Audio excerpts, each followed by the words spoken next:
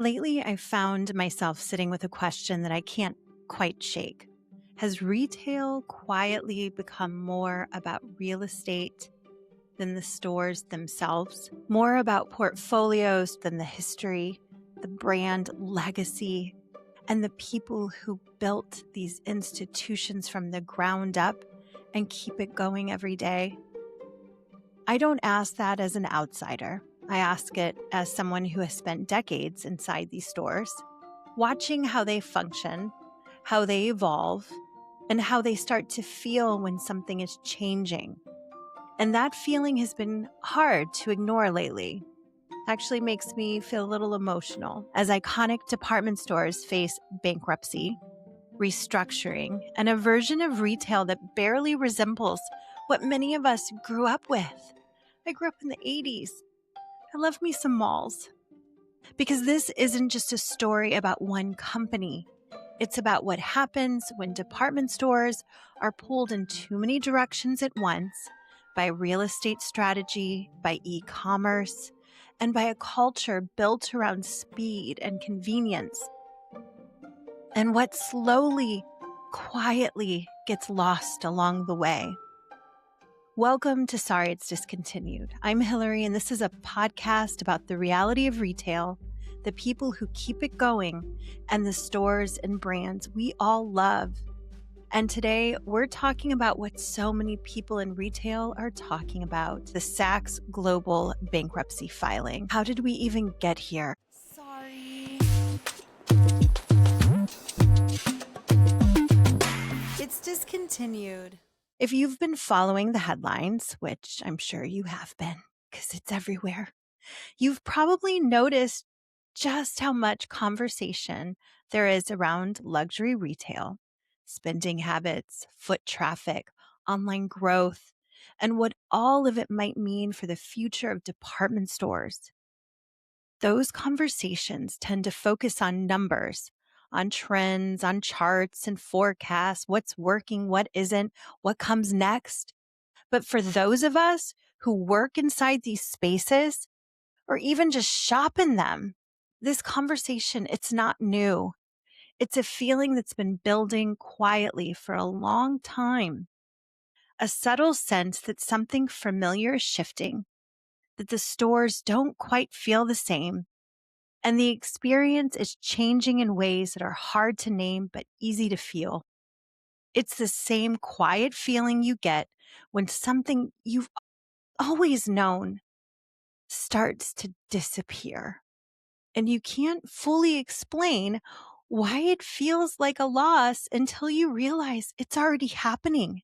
Much of the intention right now centers on Saks Global's Chapter 11 bankruptcy filing. And while it's easy to see that a single moment, one headline, one company, one filing, it makes more sense when you place it in a much longer story. Because retail, it didn't unravel overnight. It shifted gradually, slowly, fell out of sync, eventually, and it feels different. Decisions have become more cautious. Assortments are a lot thinner, much, much thinner. If not, poof, they're gone. But you can feel the energy on the floor. It's just different. And then one day, the headlines catch up to what people working inside these stores have been feeling for quite some time.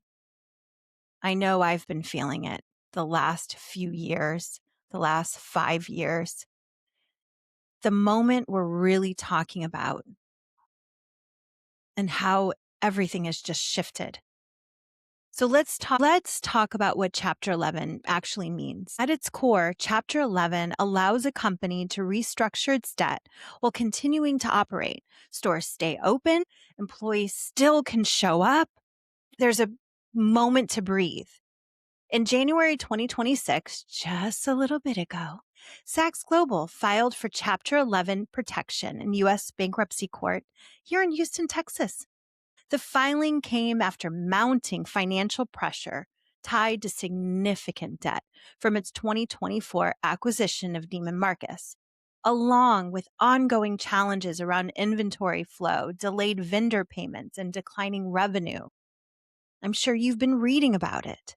And as part of the filing, Saks Global secured approximately $1.75 billion in debtor in possession financing, basically emergency oxygen.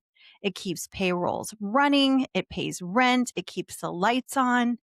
But it's important to understand what it's not. It's not resolution. It's just buying time. And while Chapter 11, it's designed on paper to stabilize a business, inside retail, especially on the sales floor, it often marks a subtle but unmistakable shift. Vendors, obviously, have become more cautious. Shipments are very slow, if any. Assortments are thinner, which we've felt for years now. And replenishment, it becomes less predictable. And who feels it the most? The people inside the store feel it, the associates, often long before anything is said out loud. We've been talking about it. Plans feel less certain. Decisions narrow to the short term. But when you've worked in retail long enough, you recognize that moment. There's been a lot of those moments in the last 10 years. But it's when the business is no longer thinking ahead, but you're just trying to make it through the quarter. And the focus changes from looking far down the road to just, let's take it a day at a time. Day at a time. Do the best we can with what we've got. The work becomes less about growth and more about just make it through. I've got to get through this month. I hope to God I have this job. Keep the store open. Pray for my colleagues.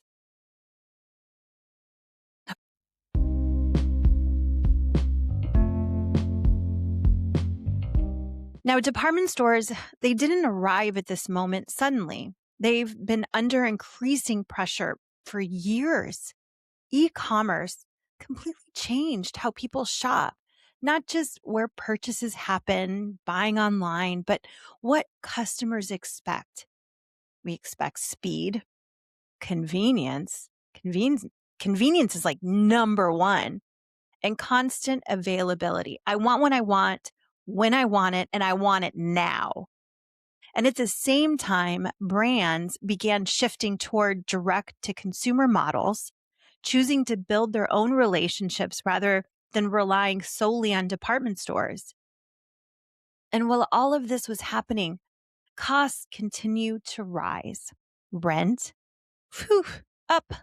Staffing, challenging, logistics, technology, marketing, and legacy department stores were asked to modernize inside a system that was already strained while still carrying the weight of decades of tradition, expectation, and memory. Sadly, some didn't survive. Lord & Taylor filed for Chapter 11 and ultimately closed its stores, ending a nearly 200-year legacy as America's oldest department store, a place many families shopped for generations. Hudson's Bay Company, which owned both Lord & Taylor and Saks Fifth Avenue. Is that weird? I don't know. Is that weird? Entered creditor protection and liquidated its Canadian operations in 2025. My friend just went to go visit one of the old locations, the store that had been around for, I don't know, more than 100 years. I mean, it was old, really old, but it was empty, locked up, closed, sad, lonely. Now, HBC itself traced its roots back to the 1600s, long before modern retail even existed. These were stores people grew up with. Their grandparents grew up with. Places tied to memories, milestones, and traditions.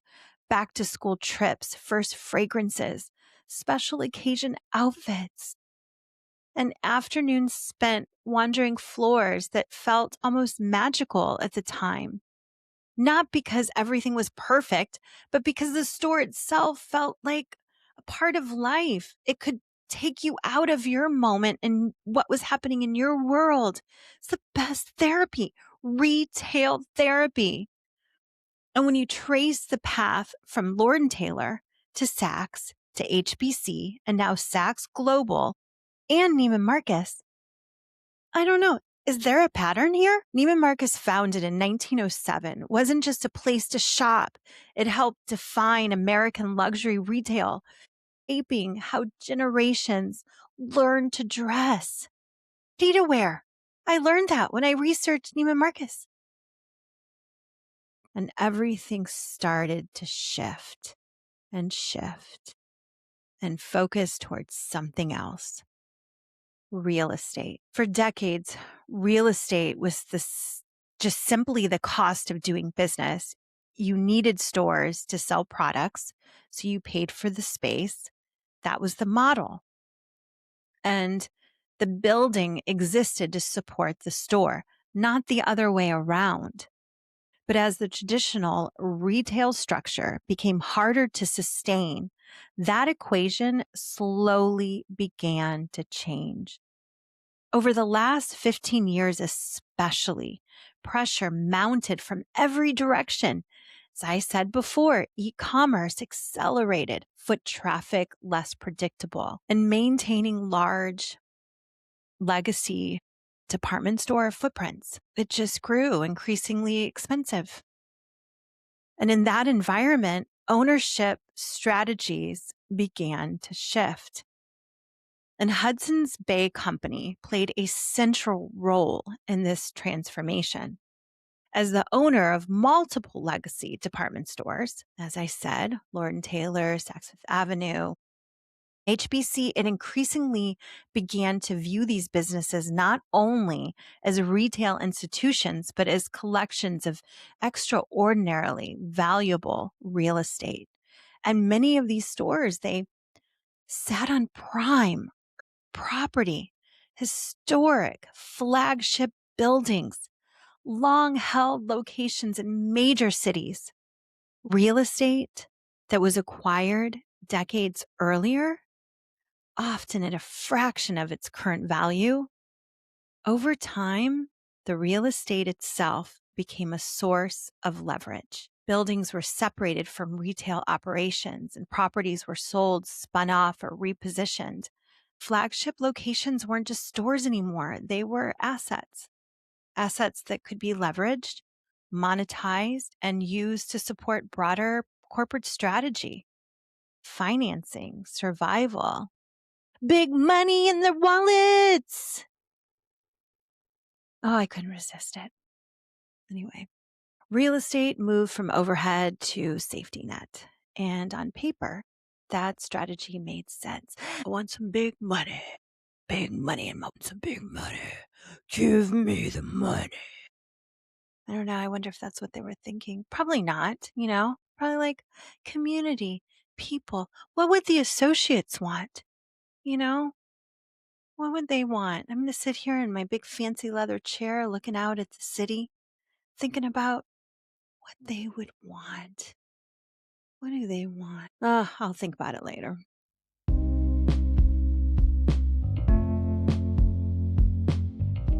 All right. So next, we need to talk about e-commerce. E-commerce, everybody. Because when ownership strategies shifted and real estate began carrying more weight, it didn't happen all by itself. It wasn't a lonely little isolation. No. At the same time, something else was reshaping retail from the outside in. Customer behavior was changing, and that didn't start on the sales floor. It started with e-commerce. E-commerce didn't just change where people shop. It changed expectations everywhere. And you can't bring up e-commerce without talking about Amazon. It fundamentally reset the baseline for what customers now expect. Speed became standard.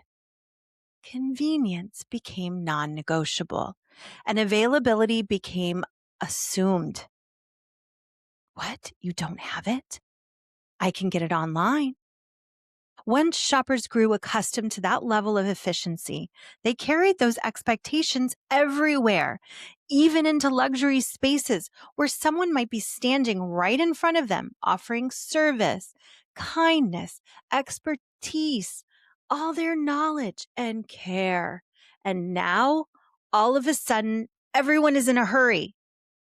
Department stores were suddenly asked to live in two worlds at once, maintain expansive physical spaces, invest heavily in digital growth, compete with platforms that didn't carry the same overhead. That balancing act was expensive and uneven. Over time, stores became showrooms or fulfillment hubs, return centers, and often the people working the floor were supporting online sales for these stores that didn't support them back. What? I don't get commission on this? Oh, me no likey. That sucks. But Amazon's influence didn't stop at mass retail. In recent years, the company has made clear that it sees opportunity in luxury. Have you guys read any of this? Not necessarily through traditional department store models, maybe not, but through partnerships, digital storefronts, and infrastructure that brings luxury brands closer to Amazon's ecosystem. And while Jeff Bezos isn't running a luxury department store, as of yet that I've heard, his involvement in shaping how and where commerce lives has led many to wonder how far that ambition could extend. There has been ongoing speculation and some conversation within retail circles. You can read different articles about Amazon's long-term interest in luxury, including iconic names and flagship properties. So this raises a bigger question. How do you scale luxury without losing what makes it luxury in the first place? Luxury's always been built on relationships, on trust, on memory, on its pageantry. Hold on. I'm going to put on my white gloves while I show you this handbag. On someone knowing your name, your preferences, your history, what you're looking for, and guiding you, not just fulfilling an order. Something subtle was lost as shopping moved further online. And the feeling of discovery, of being educated, of learning simply by standing at a counter and talking to another human being. Luxury retail, that's what elevates it, because luxury depends on experience, how you leave the store and how you feel when you leave it and you take it home. And efficiency, it doesn't always leave room for that. So it's not whether luxury can exist online, it's whether it can exist there in the same way. Without the relationships, the rituals, and the human connection that once defined it, I don't think it's possible. And if it is, we might as well just crawl into the Wall-E movie.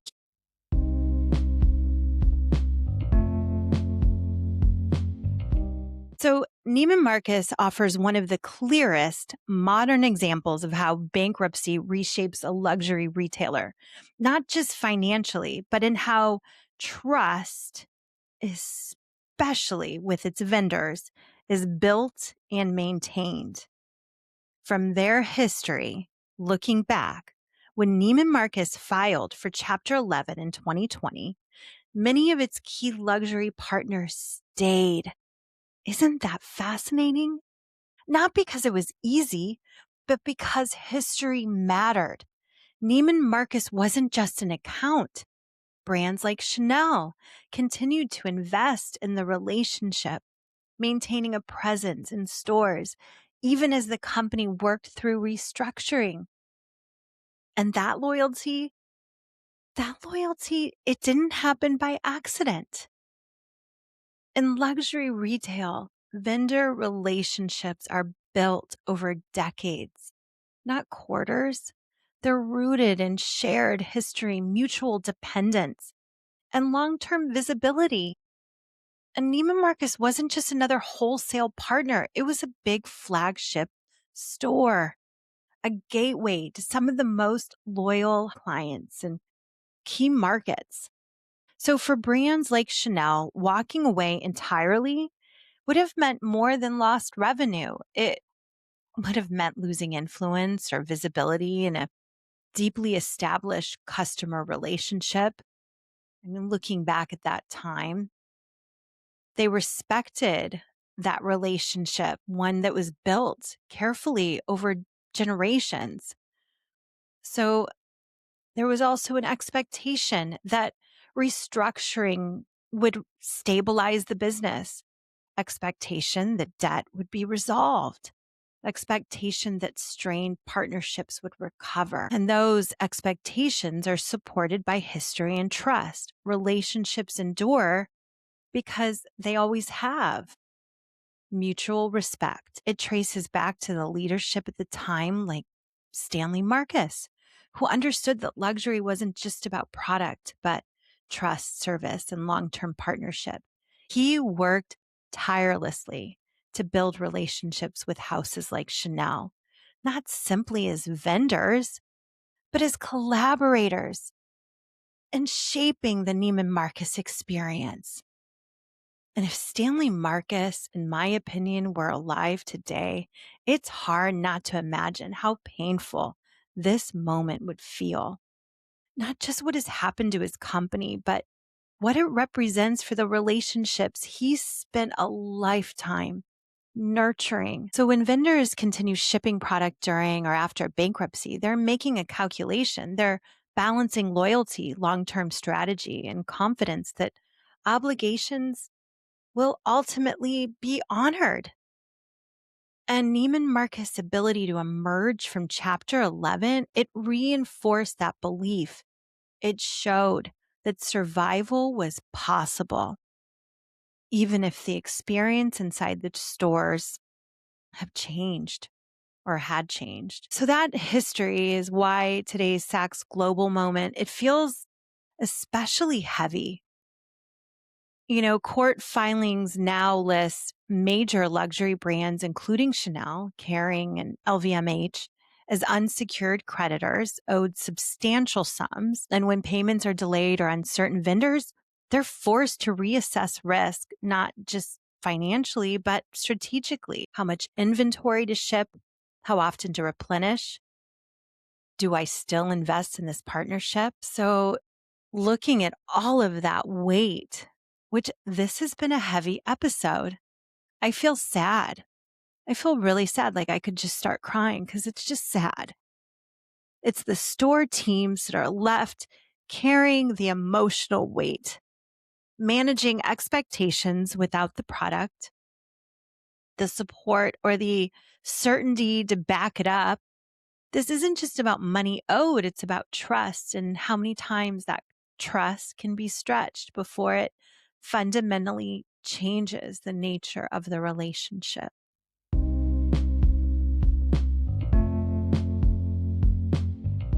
Now, this is when leadership experience matters the most at times like this.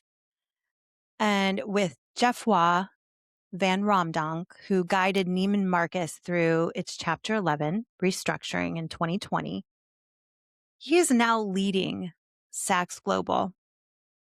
So his background, it actually includes senior leadership roles within global luxury brands and experience managing vendor relationships and large scale operations during periods of disruption.